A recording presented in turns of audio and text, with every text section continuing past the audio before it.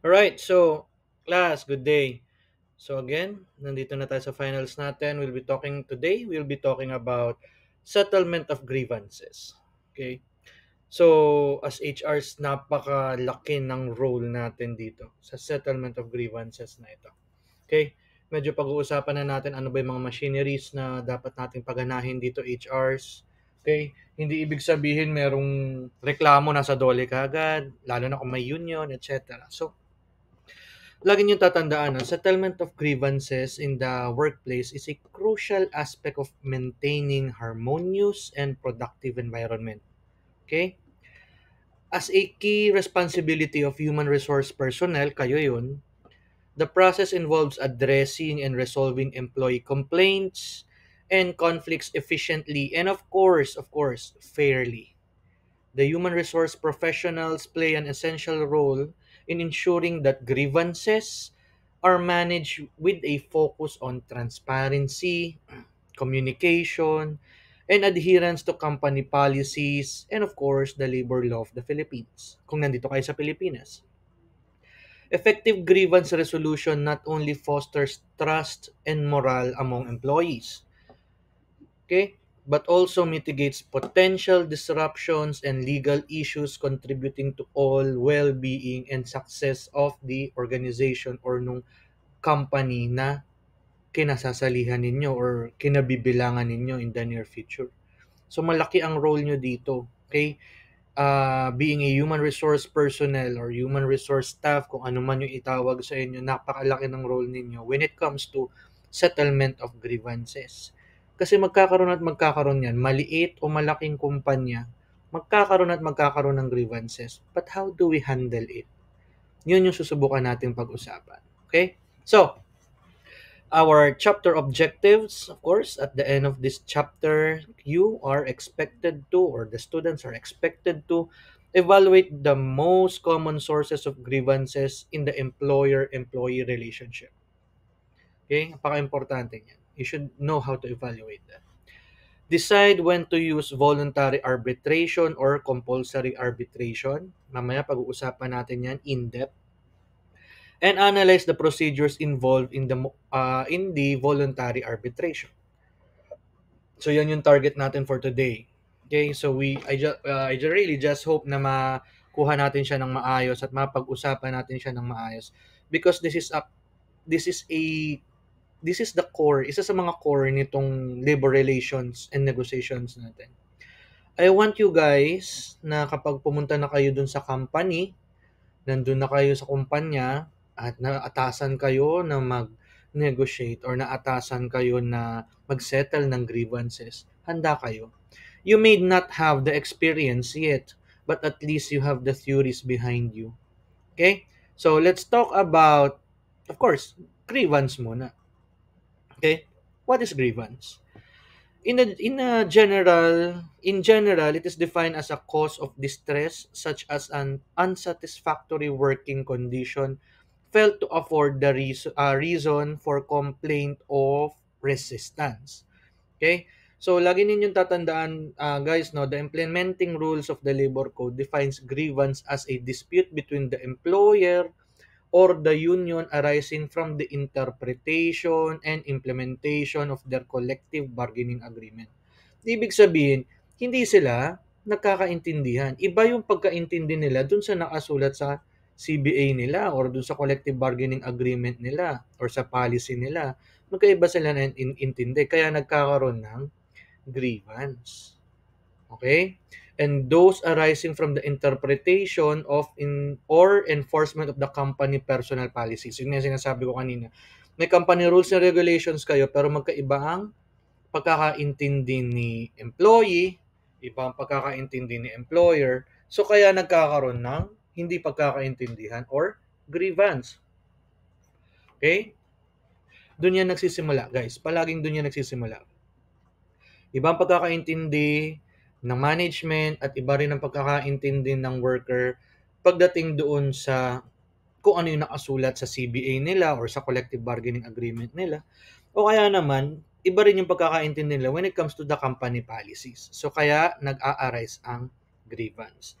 So, when HRs, lagi ninyong tatandaan, when we have a grievance, hindi yan yung basta-basta, kailangan niya mapakinggan. Okay, yan. Kailangan niya mapakinggan, kailangan niyang pag-aralan. Kasi nga, may hindi pagkakaintindihan. Di ba? Ano bang ginagawa natin sa hindi pagkakaintindihan?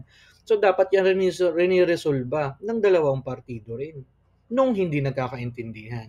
So, paano natin gagawin yun, HRs, no? So, ito, madalas ginagawa natin, pinapagana natin yung tinatawag natin grievance machinery. I know naririnig niyo na sa akin to kahit nung last sem pa.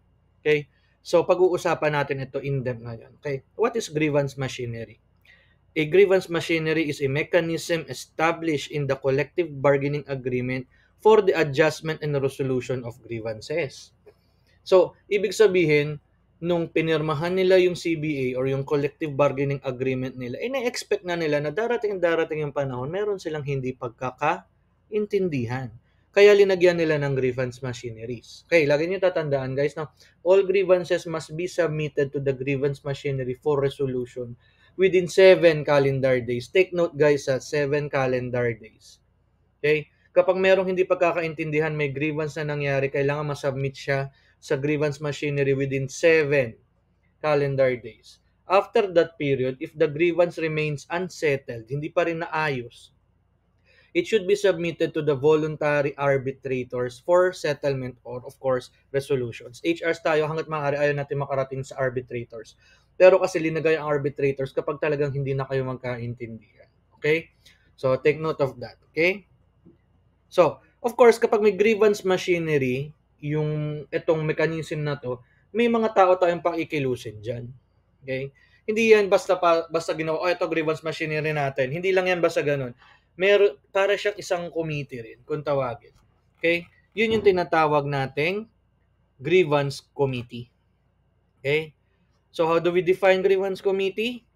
In the absence of applicable provision in the collective bargaining agreement, a grievance committee shall be created within 10 days from the signing of the CBA. So, ibig sabihin, para gumana ang inyong grievance machinery, kailangan meron kayong grievance committee. Okay? So, ito, take note of this guys, no? Hindi to nakasulat, take note. The committee shall be composed of at least 2 representatives from the members of the bargaining unit. Okay? Dalawa galing sa mga empleyado. Okay? Okay? And the employer, unless otherwise agreed upon by the party. So, dalawa rin mula sa employer's representative. At, lagi niyong tatandaan, kadalasan, kayo yun, HRs. Kayo ang magiging representative ni management pagdating sa grievance committee. Okay? The representatives from among the members of the bargaining unit shall be designated by the union. Yung galing sa kanila, yung sa employees, ang magde-designate nun ay yung kanilang mga union officers. Or madalas yung union officers na rin yung uma-attend dito sa grievance committee na ito. So again guys, a grievance committee is composed of at least tig-dalawang representative ng employee, okay, or yung mga union, at employers, which is kadalasan tayong mga HRs. Okay? So, yan ang grievance committee. Yung kadalasan tig-dalawa, pwede naman siyang sumobra, pwede naman siyang maging tig-tatlo, etc. Depende na lang sa mapag-uusapan ninyo or as stated sa inyong CBA. Okay? I hope that is clear. Okay? So, next. So, ano ba ang role ng isang grievance machinery? Okay. Ano bang role niya? Bakit siya nandyan? Okay? Every CBA or collective bargaining agreement shall provide a grievance machinery to which all disputes arising from the implementation or interpretation will be subjected to compulsory negotiations. Ano ibig sabihin nun? Okay? So, lahat daw ng CBA kailangan magkaroon ng grievance machinery kasi hindi nga nagkakaintindihan madalas sa pagkaka-interpret ng kanilang CBA. Okay? Always remember that this is an essential feature of the CBA. Provides the party with a simple, inexpensive, and expedient, mabilis na system. Okay? Of finding reasonable and acceptable solutions to disputes and helps in the attainment of a sound and stable industrial peace. Okay? Gusto natin magkaroon ng sound and stable industrial peace. Okay? Alright. So, yun yung pinaka-role ng isang grievance machinery. Okay? Na magkaroon ng inexpensive, simple, and mabilis na sistema para maayos kung ano yung hindi pagkakaintindihan. Kaya nga ang members niyan is yung ating management representative at saka of course yung union representative or yung workers representative. Sila lang yun nandyan kasi gusto nilang magkaroon muna ng pagkakaintindihan. Okay? At kung sakali na hindi pa rin magkakaroon ng pagkakaintindihan, doon pa lang tayo pupunta sa tinatawag nating mga arbitration. May dalawang klase yan, guys, no? Voluntary arbitration. So, i-define muna natin kung ano yung voluntary arbitration. Okay? Refers to the mode of setting labor management disputes by which the parties select a competent, trained, and impartial person who shall decide on the merits of the case and whose decision is, of course, final and executory and, of course, binding. Okay? So, namimili sila kung sino yung maging taong yun. Okay? Voluntary arbitration has been the forefront of the government's effort to promote cooperative and non-adversarial modes of labor dispute settlement.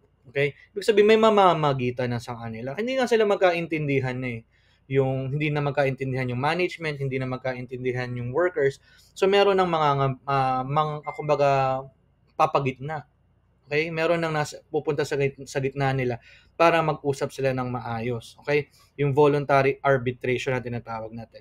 Kung meron tayong voluntary arbitration, syempre, of course, meron tayong voluntary arbitrator. Okay? Which means any person accredited by the board such or a person named by or designated by the CBA by the parties to act as their voluntary arbitrator. Sila rin yung namimili kung sino yung mag-arbitrate sa kanila. Or one chosen without the assistance of the National Conciliation Mediation Board. Lagi niyong tatandaan ng isang voluntary arbitrator is not part of the government. Hindi siya parte ng gobyerno. Hindi siya taga-dole. Ibig sabihin, talagang private individual siya na mga mamamagitan doon sa dalawang hindi nagkakaintindihang partido. Okay? Yan yung voluntary arbitration at voluntary arbitrator. So kung meron tayong voluntary, may tinatawag rin naman tayong compulsory arbitrator. Okay? Ibig sabihin, compulsory na to. So anong difference lang nito? So define muna natin. Is a person or tribunal who is authorized by law to investigate and to make an award. Pwede na silang mag-award, which is binding on all parties. And the parties are compelled to accept the resolution of their dispute. Ito yung mga ina-appeal-appeal, okay? Lagi niyo tatandaan, in the labor code, the compulsory arbitrator are usually the regional director ng DOLE. Ito taga-gobyerno na to. Pag compulsory, okay? Regional director ng DOLE, secretary ng labor, okay? Yung Bureau of Labor Relations and labor arbiters, yung mga naririnig yun. And of course, yung NLRC. Sila yung mga nagdidesisyon, naglalabas na sila mga decision. Kay voluntary kasi, hindi pa yan, na magiging binding yan pag nagkasundo sila. Okay? Alright, so, I really hope hindi tayo malito dun dun sa voluntary and compulsory. Voluntary is, hindi siya taga-gobyerno, pero binding yung decision niya. Okay? Kung nagkasundo sila. Okay? And then, compulsory naman, ito, taga-gobyerno na to, usually ito yung mga director regional director ng DOLE, Secretary of Labor, yung mga taga-gobyerno na. Okay? So, let's go to the powers of voluntary arbitrators. Ito yung power ng mga voluntary arbitrator. Kasi alam naman natin na doon sa compulsory, talagang given power na ng mga taga-gobyerno na pwede sila mag-desisyon ng ganyan. Pero ano ba ang power ng isang voluntary arbitrator? First is adjudication of disputes. Voluntary arbitrators are empowered to hear and resolve labor disputes, particularly involving interpretation and implementation of the CBA and the company personal policies or yung company rules and regulations. So, pwede siyang mag-interpret niyan. Pangalawa, binding decisions. Okay? Their decisions are final and executory, yung mga voluntary arbitrators, meaning they are binding in both parties and not subject for appeal, except on the grounds of fraud, coercion, and gross error of law or fact. Yan ha. Okay? Next is conduct of hearings. Pwede sila magpa-hearings. Siyempre, kailangan nilang imbestigahan rin kung ano nangyayari, ba't hindi sila nakakaintindihan. And of course, mediation and conciliation. Apart from arbitration, they may engage in mediation and conciliation efforts to help the party reach an amicable settlement. Nasa settlement pa rin naman sila before proceeding with a formal arbitration. Okay? Okay. So pag-usapan naman natin, no? Pag-usapan naman natin yung gross violation of the CBA. Okay? In context of the labor law of the Philippines, a gross violation of collective bargaining agreement or yung tinatawag nating CBA refers to a significant or severe breach of terms and conditions agreed upon the collective bargaining agreement between the employer and the union representing the employees. The Labor Code of the Philippines and the related jurisprudences, alam niyo naman kung ano yung mga jurisprudences na yun, provide guidance on what constitutes a gross violation. Ang mga key aspects nito, itong mga nasa harapan natin, itong mga nakikita ninyo. Substantial non-compliance, una. A gross violation involves substantial or material non-compliance with the obligation outlined in the CBA. This means that the breach is significant enough to affect the core terms of the conditions agreed upon by the parties. So, ibig sabihin, hindi talaga sumusunod. Ay, hindi ko sinasabi kung employer o employee. May hindi sumusunod talaga, non-compliance dun sa CBA. And of course, next is bad faith. Actions that demonstrate bad faith or intentional disregard of the CBA terms can constitute a gross violation. This includes deliberate and willful refusal to adhere to agreed provisions, indicating a lack of intention to honor the agreement. Ibig sabihin, nagkaroon na kayo ng CBA, may agreement kayo, pero pinapabukas nyo sila, okay, intentionally, in bad faith, hindi nyo talaga sinusunod yun. Okay? Both parties to, guys. Hindi lang to nakatitig or nakatingin kay employer. Pwede rin kasi hindi sumunod si employee. Bihira pero maaari. Okay? Of course, repeated violations, paulit-ulit na hindi ginagawa ng isang employee o ng isang employer ang kanyang mga ipinangako sa CBA. Serious impact on the labor relations. In violations that have serious adverse impact on the labor relations, such as those that undermine trust between the employer and the employees.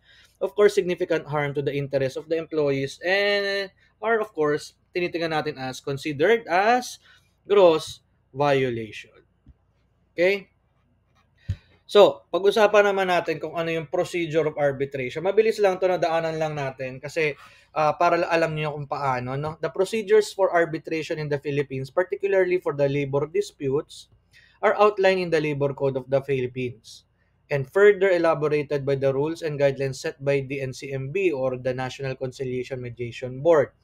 Ito yung overview lang to, guys. Ibig sabihin mahaba to kasi nakasulat sa Labor Code natin. Subukan ko maghanap ng overview para makita lang natin siya ng sunod-sunod. Okay? First is of course submission of the to the voluntary arbitration. Hindi na nga sila nagkasundo eh. So magsasubmit na sila dun sa na para magkaroon ng voluntary arbitration. Okay? Both parties, the employer and employees, must agree to submit their dispute to voluntary arbitration typically stipulated in the CBA or the collective bargaining agreement. Yung selection naman nito, the parties select a voluntary arbitrator or a panel arbitrators from a list of provided na maaaring list of provided na kumbaga inapprove ni NCMB, pero hindi si NCMB ang mamimili. Okay, sila ang mamimili. Sabi nga diyan, select a voluntary arbitrator or a panel arbitrator from the list kasi syempre may board yan, syempre hindi naman lahat pwede mag-arbitrate. Okay? Of course, if-file nila yung dispute nila, and magkakaroon tayo ng mga arbitration conference. Kasi maaari pa namang maayos. Baka naman hindi na kailangan pumunta sa arbitration kagad. Baka mapag-usapan pa siya. 'Di ba? Sabi ko nga, isa sa mga powers ng voluntary arbitrator ay magkaroon ng mediation conciliation. So pwede pa niyang pag-usapin muna yung dalawang partido bago pa man ito maging formal na arbitration case. So kaya nagkakaroon tayo ng pre-arbitration conference. Okay? Diyan, tinitingnan muna, baka maayos pa nila, baka pwede pang pag-usapan, etc. etc. Okay? Of course, kapag nagkaroon natuloy na yung arbitration nyo, magkakaroon na ng arbitration hearings. Okay, may mga schedule yan para mapag-aralan nila yung both parties, both sides, ano sinasabi, ano interpretation ni union, ano interpretation ni management. So, diyan, papakinggan na ni arbitrator kung ano yung both parties. Then, of course, magkakaroon ng post-hearing submissions, kung ano pa yung mga hihingin ni arbitrator na mga papeles para magkaroon ng decision, and, of course, decision making. Okay? So, ang decision ng isang voluntary arbitrator is binding, katulad ng pinag-usapan natin kanina. Okay?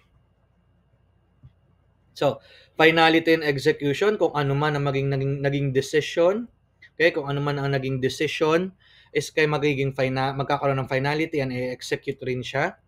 And of course, magre-review kayo ng kung ano man yung mga nangyari and remedies. Okay, para mas maintindihan nyo siya, kung gusto nyo siyang maging mas in-depth, kasi ito sinamarize ko nga, like I said, you can read, okay, yung mga relevant labor code articles natin, such as Article 262, Jurisdiction of Voluntary Arbitrators or Panel of Voluntary Arbitrators, 263, Powers of Voluntary Arbitrators, and 274, Enforcements of Standard. Okay? So, always remember, guys, no, these procedures ensure that the labor disputes are resolved in a structured, fair, and, of course, efficient manner, promoting industrial peace and protecting the rights of the interests of both employers and employees. Lagi ninyong tatandaan, hindi ibig sabihin dole, hindi ibig sabihin labor ay palaging nakatingin or palaging bias kay employee. Kailangan maprotektahan ang interest both by employers and employees. Kailangan balanse yan. Diba sabi ko na sa inyo yan sa unang day pa lang natin, kaya nga triangle yan. Kasi kailangan nila yung isa't isa. Employer, employee, and of course the government. Okay? So, ang interest ng dalawa ay talagang i-upheld natin. Hindi lamang ni employer, hindi lamang ni employee. Pero parehas sila dapat, okay, pinoprotektahan yung mga interest nila. Okay? Kailangan patas. Okay? When it comes to appeals, guys, so medyo malapit na tayo matapos, no? When it comes to appeals, ito yung nakikita nyo, ito yung parang pinaka flowchart ng appeals. Okay? As you can see, when it comes to appeals, it all starts with a grievance. Meron syempreng hindi pagkakaintindihan. Ayan, papaginahin na natin yung grievance machinery. Okay? And if that fails, magpa-file sila ng motion for reconsideration. May MR, yung nakikita nyong MR dyan. Which is dadaan sila sa isang voluntary arbitration. Okay? And if that fails, i-file nila sa Court of Appeals. And of course, kung hindi pa rin convince yung parties, ang last resort nila, alam naman natin lahat, Supreme Court. Okay? Which is the final step dito sa mga appeals na to. Magkakaroon na ng jurisprudence niyan. Yun na yung final, and of course, executory, hindi na po pwedeng bawi-bawiin basta-basta kapag nagdesisyon na ang Supreme Court. Which is alam kong alam ninyo yan. Okay? So, medyo malapit na tayo matapos. As a review, panoorin natin itong video na to. And should there be any questions, you can raise it after na lang. We now come to the discussion on Title 7 of Book 5 of the Labor Code, which deals with grievance machinery and voluntary arbitration. Grievance is any question, either by employer or by the employee, arising from the interpretation or implementation of collective bargaining agreement. It could also be with respect to interpretation or enforcement of company personal policies, like, for example, issues about vacation leaves, issues about wages, and even with respect to the economic and non-economic provisions of the CBA. The law requires that its collective bargaining agreement must provide in its terms and conditions grievance machinery procedure or the grievance machinery clause, wherein its purpose is for the settlement of labor management disputes arising from the interpretation or implementation of the CBA, as well as the enforcement of company personnel policies. Unresolved grievances, it will have to be referred to voluntary arbitrators, which at the time of the negotiation, the parties to a collective bargaining could readily identify the voluntary arbitrators, or if there are no voluntary arbitrators that are named or identified, then it would be the NCMB, the National Conciliation Mediation Board, that would appoint for voluntary arbitrator or panel of voluntary arbitrators. Pag panel of voluntary arbitrators, it means that there could be two or more arbitrators that would be sitting to resolve the grievance that are provided. Grievance procedure, it is the system of settlement of the grievance not at the plant level in a collective bargaining agreement. So every collective bargaining agreement, it must have a provision on settling of grievances, and it must have provisions on grievance procedure. The essential requisites for a good grievance machinery, it must have definite subjects for settlement. It must readily identify which would be the subject for grievance.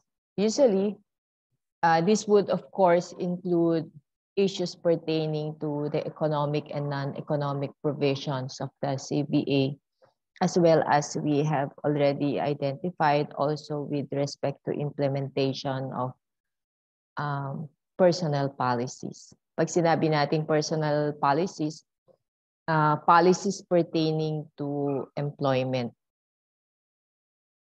and the treatment of employees.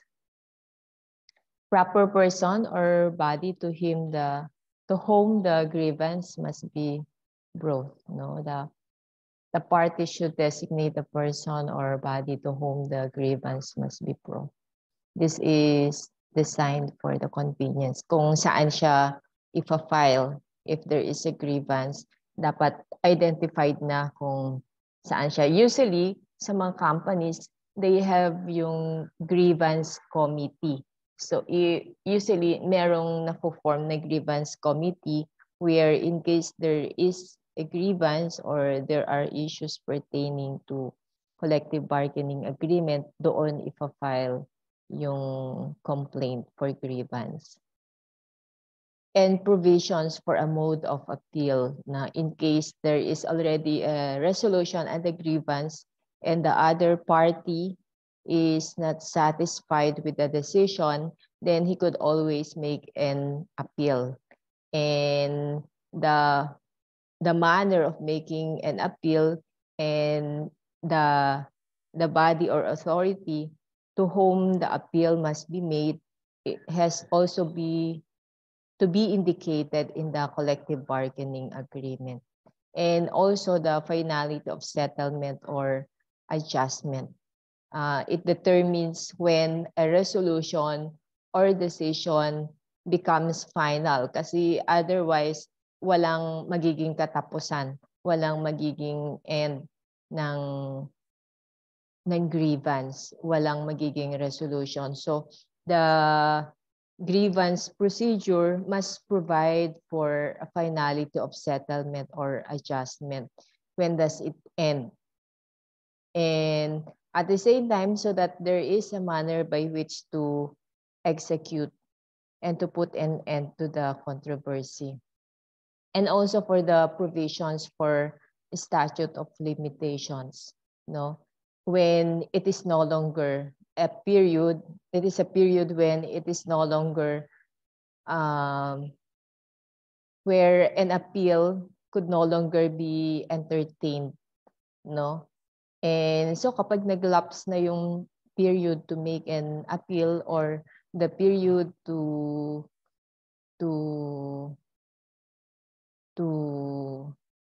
file an appeal on the decision and a grievance, then that appeal could no longer be entertained.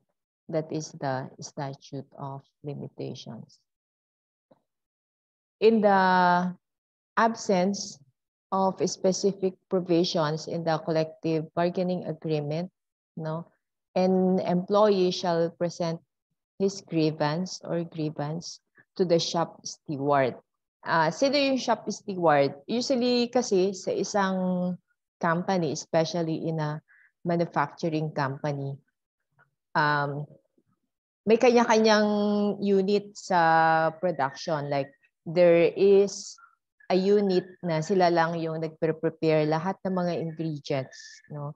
Then there is a unit na halimbawa sa Century Tuna, sila lang yung ginagawa lang nila ay nagkakaliskis lang ng isda or nagpe-prepare lang nung isda na magiging na ilalagay sa can. And then meron isang portion naman na ang ginagawa lang nila is sila yung naglalagay sa can nung isda together with the ingredients. Tapos meron naman isang area, isang unit, another unit of the production na what they do is sila yung nagsiseal ng mga cans na meron ng laman na isda, meron ng laman ng mga ingredients. Then there is another unit na ang ginagawa lang nila ay magluto. Sila yung nagluluto ng sealed na can na.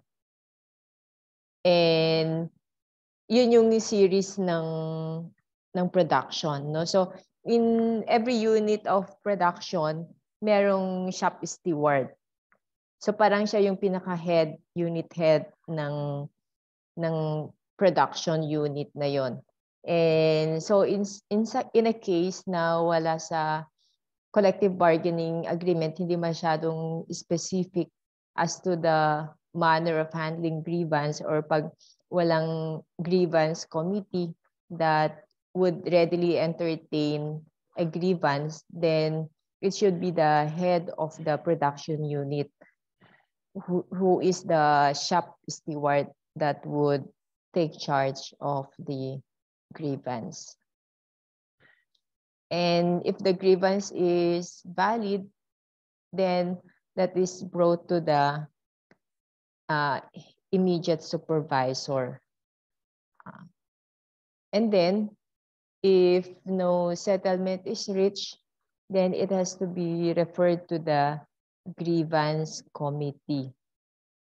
And then it would be the grievance committee that will determine or will decide the case. Conciliation or mediation is a special form of industrial diplomacy whereby a third person, ito naman, imbes na within the business unit siya, like a grievance committee, ito naman, outsider siya of the business unit that would try to resolve yung grievance and tries to narrow issues of dispute between the union and the management and propose solutions acceptable to both sides. So you take note of the definition of conciliation or mediation. There are two types of mediation. It could be preventive mediation and grievance mediation. Pag preventive mediation, even before the happening of a grievance or the identification ng actual na merong grievance, ay meron ng steps, no, na gagawin to identify yung possible causes of conflict or possible causes by which will bring about yung grievance from the employees or the labor union or from the management. And in such case, parang early detection na siya, magkakaroon na ng mga early intervention, magkakaroon na ng mga preventive measures in order to prevent yung escalation ng grievances or conflict within the bargaining unit. Then you have yung grievance mediation, no? Which means that mediation services give attention to grievance settlement. Pag meron ng existing na grievance settlement, no? And so in such case, there could either be conciliation or mediation to prevent problems, no? That would cause economic warfare or that would cause escalate conflict between the labor and management.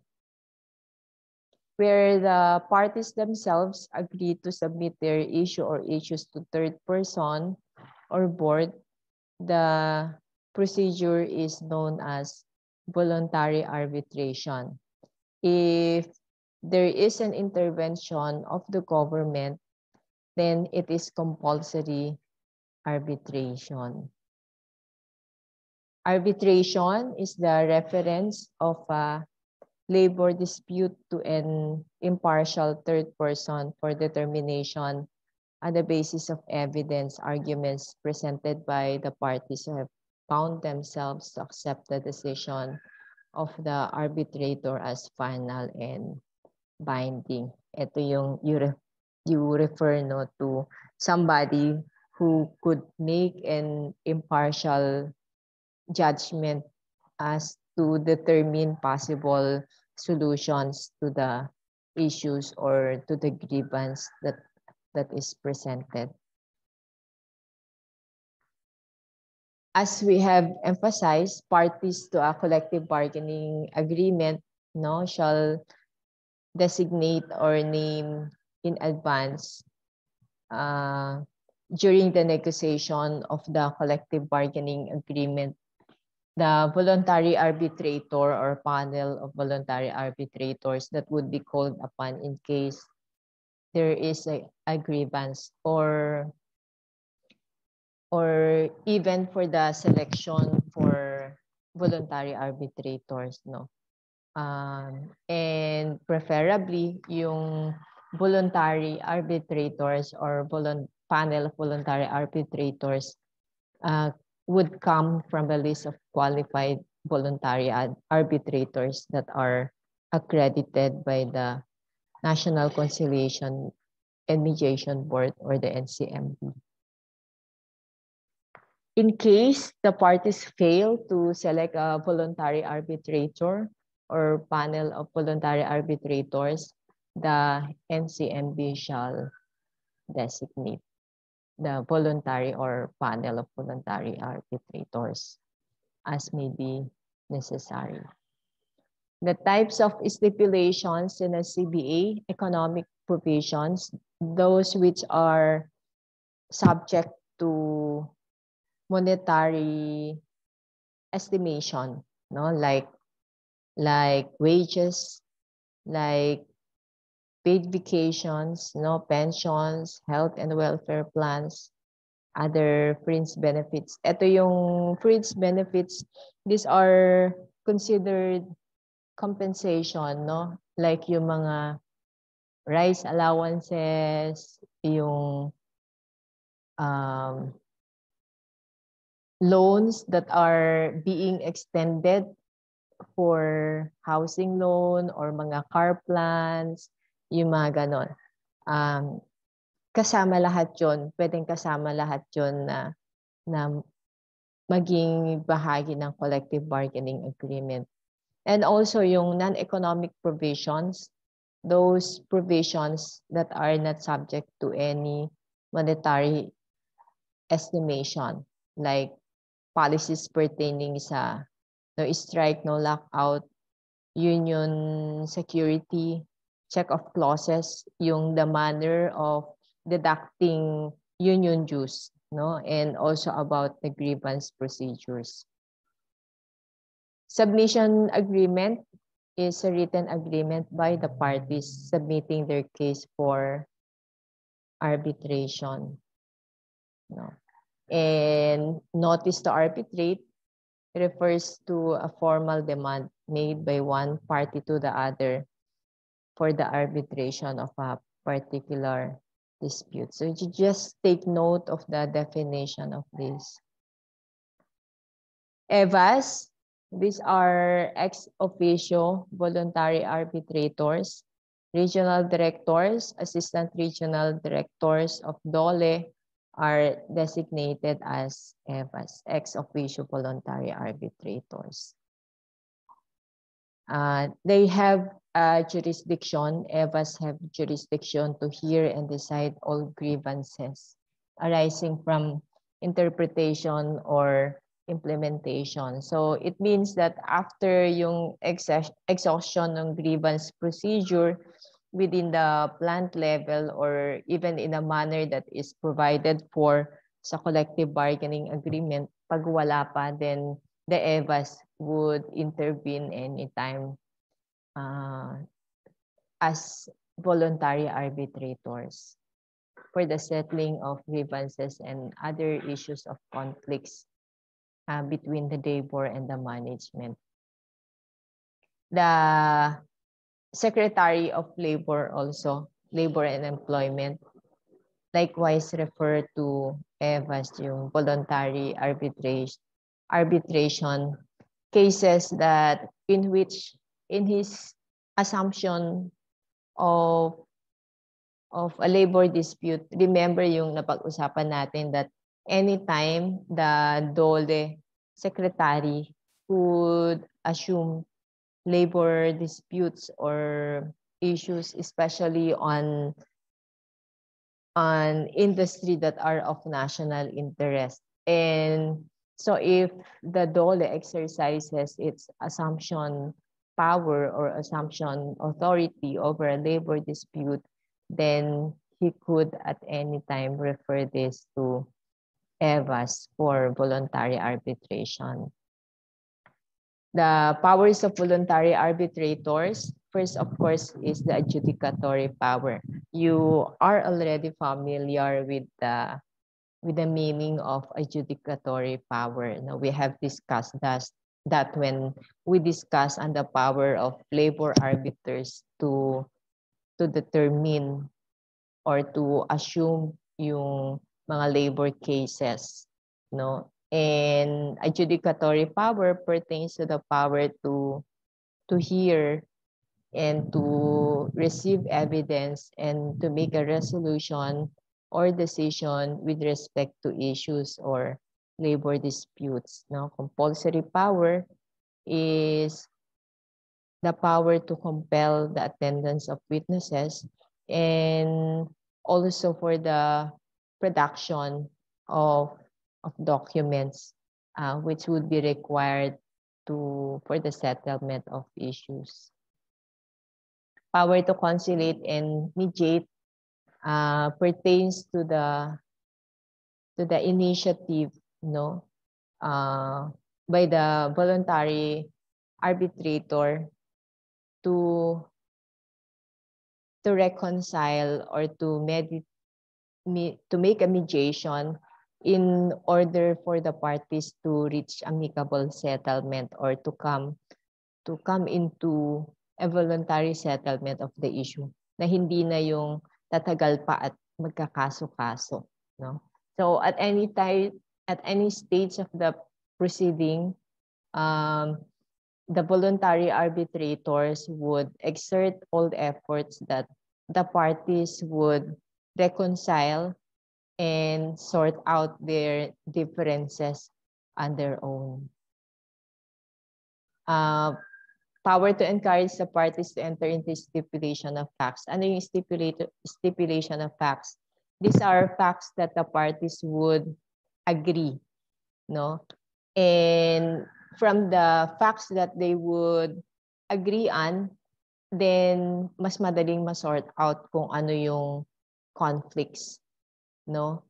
And so usually, even before yung sa trial, the parties would already agree, make a stipulation of the facts that they agree on. And this would facilitate the speedy disposition of the case.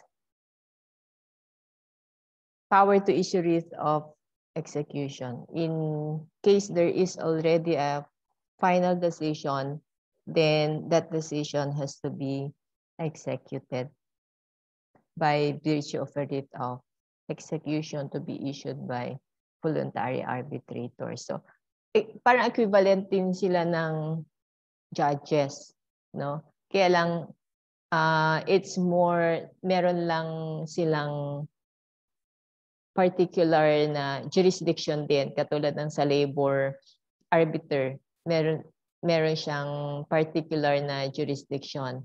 In here, sa mga voluntary arbitrators or even yung mga mid-arbiters, no, yung concern nila is more on the interpretation, implementation of yung sa CBA, and even yung sa personal policies, no, implementation of personal policies. Unlike yung sa jurisdiction ng labor arbiter na these are outlined, readily provided for yung sa provisions ng sa labor code. So kanya-kanya silang jurisdiction. The NCMB shall maintain all records pertaining to voluntary arbitration. In all cases, the board shall be furnished a copy of all pleadings submitted to voluntary arbitrators and even yung mga orders, awards, decisions issued by the voluntary arbitrator. So that would now be the end of the lecture on grievance machinery.